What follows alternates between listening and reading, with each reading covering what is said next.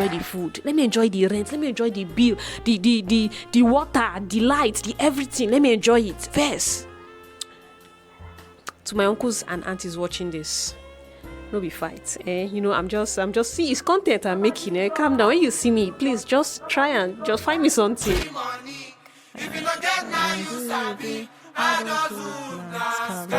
Have you heard that one before?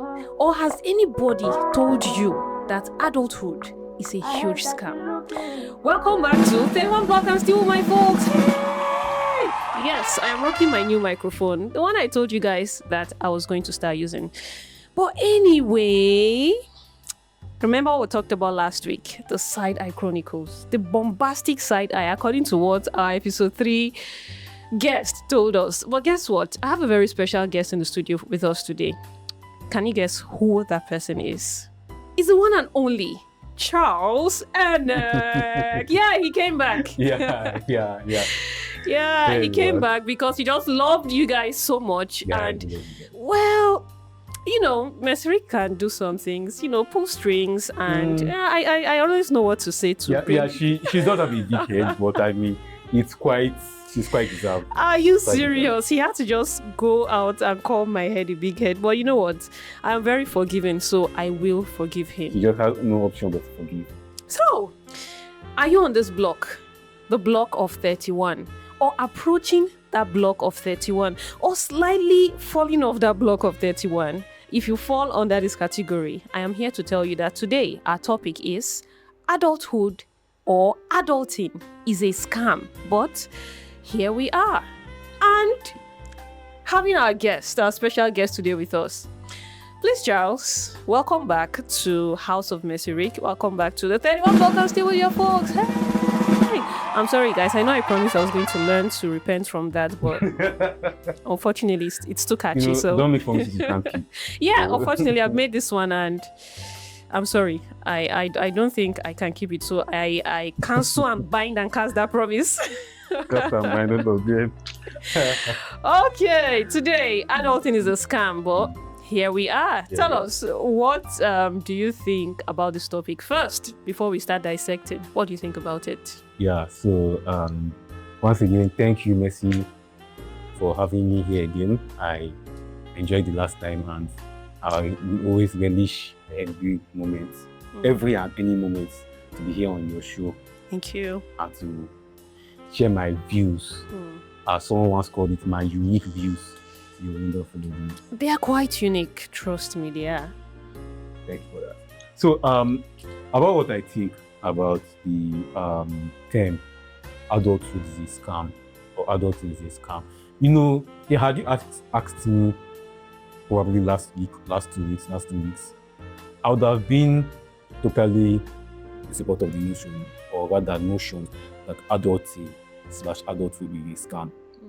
Because to be honest, I've been having this conversation with the friends for years about how everything about adulting we still a bit related to what we last talked about. Yeah. Mostly bills and responsibilities, which still falls under bills. Yeah. So and also how your life is enhanced and stuff like that. Talking about your future.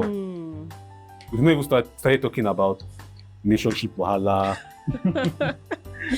Oh, the almighty relationship wahala. Boyfriend and girlfriend matter. Breakfast and being served left, right, center, up, down, anyhow, and the tedious steps involved in even from a heartbreak and stuff. Not even talked about this one. I believe we are even still on the major part of adulthood, the scams, which is the bills and the responsibilities and the other. And my unique view on that is, like I said, had you asked me earlier, I'd have really told that adulthood is probably the biggest scam ever. But recently, I've had like a deep introspection, and I thought about it. Is adulthood really a scam? Or adulthood open our eyes to like being a scam? Think about it. Like, because I don't know, there was a conversation I had with a friend, I think last week. All this, those times when we adults, we used to talk you'll be like, my childhood was uniform, no bills, no nothing, just go to school, eat, sleep, and well, we read our books and other stuff, but we pay for school and other stuff, but at least we're not paying for any bills. We didn't have any responsibility. All we had to do was just focus on school and exist as children. And plus, people always love children, so they'll give us free money, free stuff, and all that. Unlike now, where everything you have to work for, we have to earn it. Yeah. But have to work for it. Yeah, but I thought about it that in as much as childhood came with its cons and its pros, it actually had a lot of cons, which I would not want to go back to. Okay. Like, first and foremost, independence.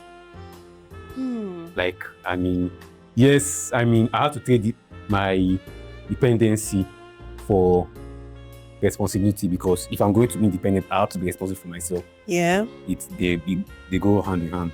But I don't know, like, the fact that, last time we talked about going out, mom always calling where you are, stuff like, at least I can go out.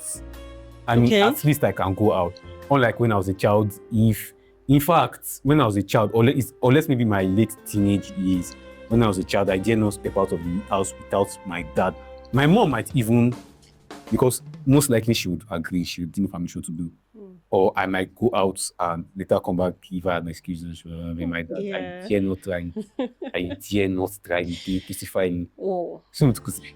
So, So, at least now, I basically don't need to tell anybody before I'm doing that. Like, even before coming here, nobody knew I was coming. Yeah. You just had that freedom to just go everywhere. Mine was the freedom, the fact that nobody can beat me. It's still a very big perk to adulthood. Yeah. Like, and honestly, even, when we're talking about chores and all that, chores are much less. At least I can focus on my life. Yes, all these things were substituted for the hardship of life and adulthood and all that. But I don't know, in a way, to me, I think it's a bit of a fair bargain, in my opinion. Okay. Because I don't think I want to go back to my childhood days where, mind you, I grew up with 3 senior brothers. Yeah, I remember you mentioned that the last time. I grew up with 3 senior brothers. Yeah. My youngest senior brother is older than me at least, it's 4 years. Okay, that means he used to flog you. Yeah, he used to take my effort.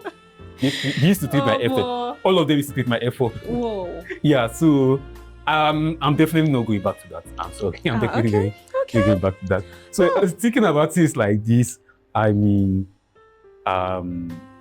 Big brother's not talking to you anyhow, and maybe not just even apart from that. Not saying my brothers were terrible, but it is. There is that rite of passage where they have to do this to feel like they are older. Yes. Also, the aspect of sometimes you actually want messing up, so they have to put you in your place. Yeah. That kind of thing. Then other things. So though it doesn't mean that I'm an adult, I can still do whatever I like, and it doesn't mean that because nobody will beat me, doesn't mean that I'll just do whatever I want. Yeah. And not expect any form of repercussion. There's always a consequence for everybody's action. Yeah. So basically, I was saying, so when I was talking to my friend about these things, I was thinking about all these things. I'll be like, I kind of prefer adulthood though. I know, yes, all of us, normally for years, I've always been like, if I could go back to being a child, because nostalgia bias, when you're thinking about how the past used to be, the golden age of childhood, good old days. Yeah, the good old days, like they say, all those things. Like, it's mostly nostalgia bias and some sort of euphoric feeling that comes up with all those reminiscing and stuff like that. But after I did introspection and really being honest with myself, talk about it, adulthood is very hard. It's very, very hard. But I cannot play for that. Wow. Yeah, well, a lot of times and in a lot of cases, people just are scared. I believe they are just scared of the things they cannot control. And so they want to just open their mind to those times when they felt like they had control over things. So it's like, I miss the days when I was young. I miss the days when I didn't have to work. I miss the days when but they also do not see, just like you said, there are the pros and cons, and there are also some cons to being a child, or a lot of cons, especially in this Nigeria. Exactly, in this Nigeria. Maybe children, sorry to cut you. Yeah. Maybe children outside of maybe Africa or so Yeah. might have had it easier, or or the ones that are still children might have it easier than the average African/Nigerian kid. But I mean, it's it's really not as glamorous as we made it to seem. Yeah, true. And you know, a lot of times, like I said, when the people are so emotional and also looking at it from the nostalgic idea, like I wish people always want to bank on wishes. Yeah. I wish I, just because there are things they cannot control that are right in front of them. So they want to just travel to this dreamland where things are different. And so it makes you feel like you do not have control over things that are in front of you. And when you feel like you do not have control over the things that are in front of you, all you do is you just begin to relapse, and you don't even put in a lot of effort to make things change. You don't put in a lot of effort to move yourself from where you are to the point where you want to be. You just want to live in a dream world. Exactly. You want to just live in the dream world. And once you're in that dream world, you start trying to escape reality into a place that doesn't even exist, or maybe just exists in your head. And then you just need a label for adulthood.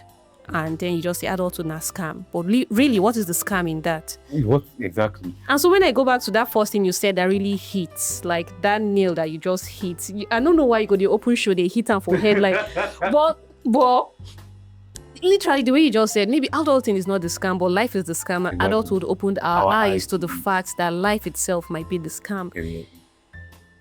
Anyway, let me not just go too deep into that. But really, you know, people say, I wish, you know, when people say, I wish I knew then what I know now. When they say that thing, they don't realize it's a two-edged sword. Yeah. Like, you wish you knew then what you know now.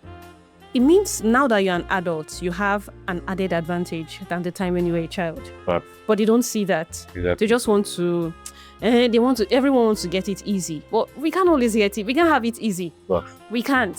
So at this point now, let me ask you one question. And this question is, when was the point in time when you realized that adulthood is a scam? Or rather, when was that point in your life when adulthood slapped you in the face? Like, bah! And then you realize, oh, no one is coming to help me. Good question. Childhood was just preparing us to be able to take responsibility for the scam. The scam of our current action in life. Yeah. Because the gospel to that is that it was always inevitable. So at what point did you realize I don't enter this ring of adulthood? Yes, I'm getting there.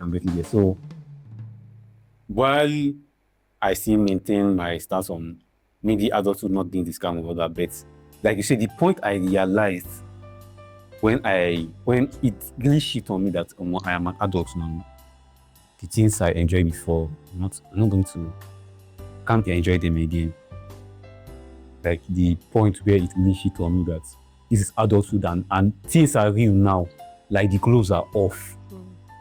I'm like, I don't know which one to refer to. But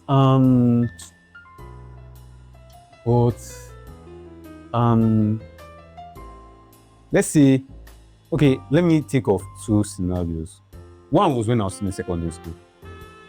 I wasn't really even an adult per se, because I was still a teenager. But you know, in Nigeria as a country, especially Africa as a country where children are prompted and forced to grow up early. Yeah.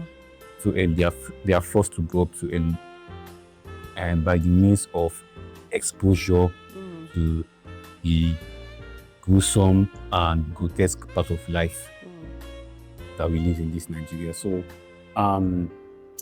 I think though that one I still, even though I was still a child, so I was a teenager, so at least in an aspect I still kind of had, let's say, my own kind of like trying to fight for. So that it was something that happened to me when I was in secondary school. So, long story short, you know how people talk about positive and all that and stuff like that. I think I've experienced this once or twice or so.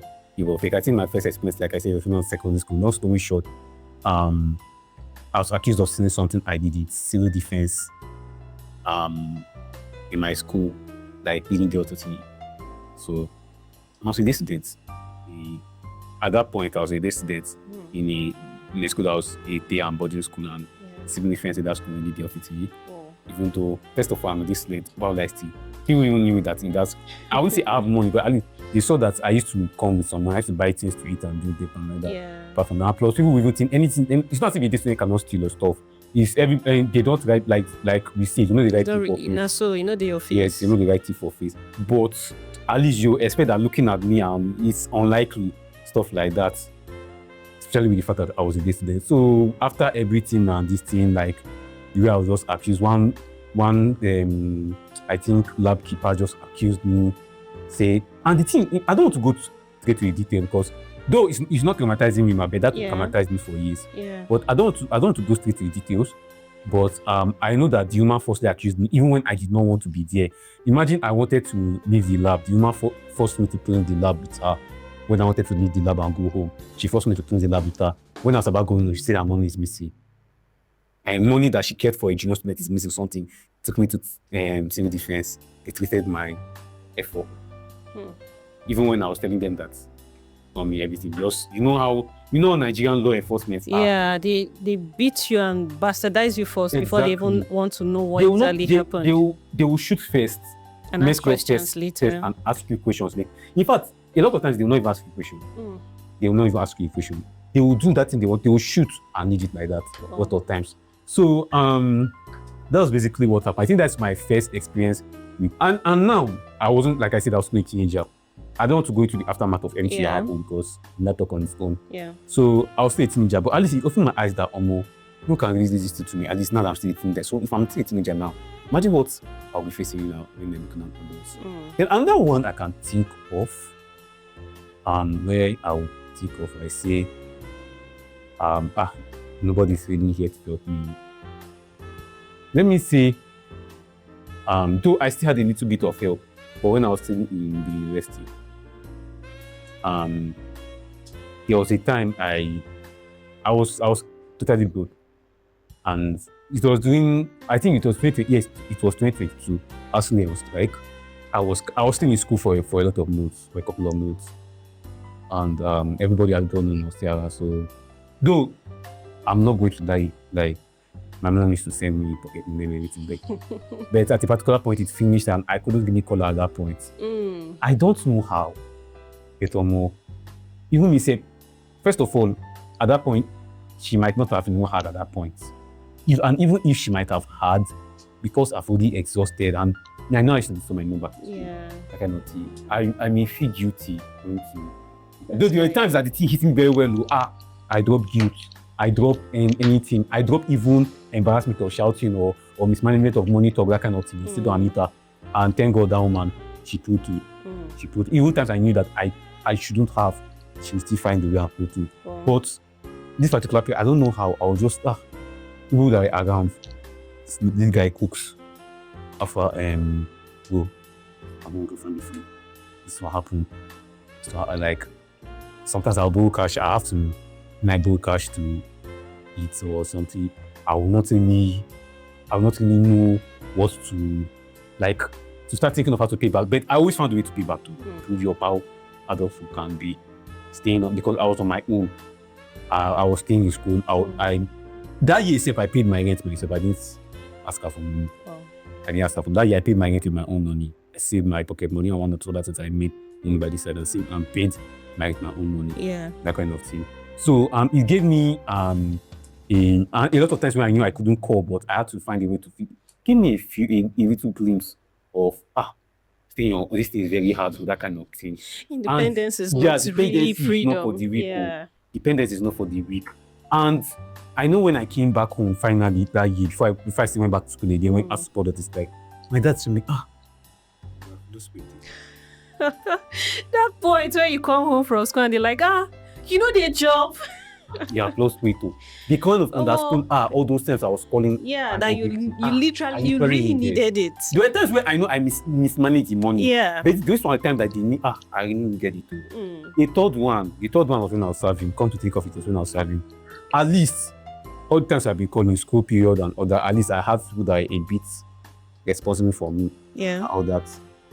The third one was when I was serving. My mom told me right from time, once you start serving, what's the answer? You're going to be anywhere. Well, in fact, there was even a time she told me I'll be the one cooking my food. I told her, Mommy, that one is not going to work. Wait, did you serve in Abuja? I served in Abuja. Okay. I finished serving last year. Okay. The first time we met at that Father Ben's Alti serving. Yeah. Oh, I said it okay. that time, Alti serving. Yeah. I think it was 2 months after I passed out from service. 2 or 3 months after I did birthday. So like I said, coming back now, my mom even told me right from time that once you start serving,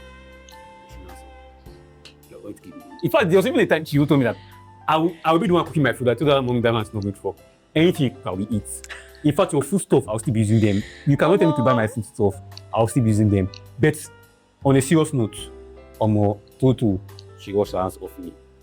My transport, I was the one doing them. A lot of times, say when maybe she might not have cooked yet. Yeah. Or she might have cooked, but she cooked like no. You don't want to eat it. Or maybe she's cooking, but I didn't have time to wait. Yeah. I'll be the one fending, like go and buy what I will spend. I'll spend my own money. How much is that 3,000 gourmet, that kind of thing? That's no money now. I had to start. That's when I even took up my writing more seriously, because before I dive into my writing brand, like as a writer and as a storyteller, I was more of a freelance writer, writing for people and they were paying me and all that. Both non-fiction like articles, essays, and technical reports and stuff like that. More academic work, fiction, writing stories and selling to people, stuff like that. But a particular point, I have to stop all that to focus on what I wanted to be, or rather what I want to do. So at that point, like, it gave me, like, you know, I told you I gave you 2, like, it was like the build up. But this one, like, it was actually like that because everything I spent, they're not giving money for anything. My transport to work, my feeding at work, my feeding when I come back from work, my subscription, everything. Even when I want to go and jay with my boys, stuff like, or hang out with my guys. You know it's on you. Like, I told you 2022 was like during that period when I was during that cycle when I was in school, staying on my own, was really that period for me. Probably last year was a lot more darker because last year forced me to rediscover myself and to like not just think about my life, strategize different ways to make money and stuff like that. So it has always been like that, don't get me wrong. But the need compared to when I know that at least other times, I still had someone to depend on. I could call and ask for money and stuff. This one, I know that the only thing I'm enjoying free accommodation, water, electricity, and I enjoy electricity in my side a lot. I'm not going to lie. Enjoy free water, electricity, a lot of things, and even water heater. Say if I can on water heater to take my break. If I want warm water, I'm not paying for gas. All that. So at least it's helping. I could not even imagine what, like, if you were living on your own. Exactly, like the coppers who were posted from various states, from very far distances to Abuja to serve. They had to go and start looking for where they would stay, buying mattress. I had all these things to my neighbor. So only the food house, because like I said, it's not as if she wasn't cooking or like I even told her, I'm going to eat your food. Don't tell me that word. I know how overwhelming everything was and how like disheartening and disillusioning it was. Like it opened me to the real world. Like opening me to the real, like, and my brother one of my senior brothers once told me this and that. It is when forget all this one that probably because you feel that they are calling for money and all that, and maybe one or 3 times Sapa is just knocking. You finish your money beforehand, or maybe the money they gave you, like it wasn't enough for that kind of thing. When you are staying on your own, it's back to back. Or when you are even not just even when you are staying on your own, you will see when you started fending for yourself. Even as you are staying in this house, you will have a better glimpse of life. Then it now becomes worse when you are staying on your own. And my senior brother, one of my immediate senior brother who packed out, like who down like from time he has always been fending for himself even when he was still able to go. At least the privilege and the cutting of expenses that staying with your parents gave him, it was sufficient enough for him to like save up to go and stay in school. But he told me that when he went to stay on his own, in as much as he was still fending for himself here, but that one is worse. So me, as I'm seeing all these ones like this, as it's giving me this eye opener to what life really is, it has become more profound. Now that even though I started serving, when I started serving, Yeah. and I was fending for myself. I began fending for myself, and I was seeing how everything is. Fending for yourself. And now you're still here enjoying a lot of things. Yeah, true. It opened my eyes and really made me realize that that's why even this going to stay on your own totally now. Though it must happen, and it must happen as soon as possible, but it's not something I'm looking forward to right now. So I guess that in 3 instances I can give. So I guess saying that that belief that adulting is a shuttle to freedom, or not even the shuttle self, adulthood is the destination where is the land of freedom, is actually the scam. That idea that we grew up with was actually the scam. Actually. Where the reality is adulting is receipt and receipt and receipt. Adulting just comes with all form of chains. Yeah, it comes with chains, but It comes with all form of chains. Like, so it's just a migration from one chain to another. Because that means in some sense, it buttresses the fact that, like the point where I said, as adults, we are looking back at the beautiful aspects of childhood, and as children, we're looking at the beautiful aspects of adulting. So, paradox of life. Exactly, the paradox of life. So the truth is, wherever you are constantly looking at where you actually think it is more beautiful, where you think the grass is greener. Yes. But until you get there, then you really experience it and see what it actually is and what it actually means. Yes. So now, our viewers, I'm asking you, of these three parts of life, what was that one thing that actually made you understand the meaning of adulthood? Was it when you started paying rent? When you suffered your first heartbreak? Or when you realized what it meant to be broke? Tell us.